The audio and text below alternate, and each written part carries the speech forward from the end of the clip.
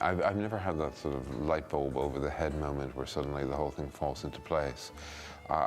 How and why a novel forms in my head is hard to say, but generally a central kind of problem comes into play, which gets formed into a storyline, and also I find the narrator at that point. And it's usually about 6 months of what I would call back of the head work before I actually start to write. And then when I start to write, well, frankly, I don't really know what I'm doing, which is rather interesting. I think what interests me is to write big stories, which make people stay up half the night when it comes to reading them. But what interests me most of all is human mess. How and why we construct lives for ourselves that we frequently don't want. How and why we entrap ourselves into situations that make us unhappy.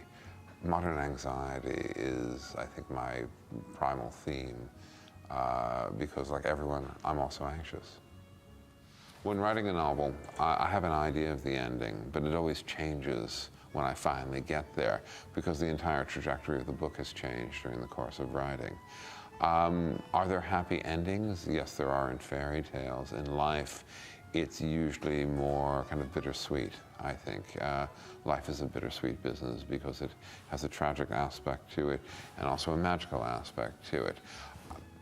I think my endings are quite realistic and quietly optimistic, in the sense that I think in life, and especially if you've been through very difficult events, and always in my novels, people have been through their own personal hells, the only choice you have is to carry on, and also to try to sort of find some meaning in what's happened to you. I think that's another thing as well. One of the few lines of Karl Marx I like is that history repeats itself. The first time is tragedy, the second time is farce. I think sadly that's very true.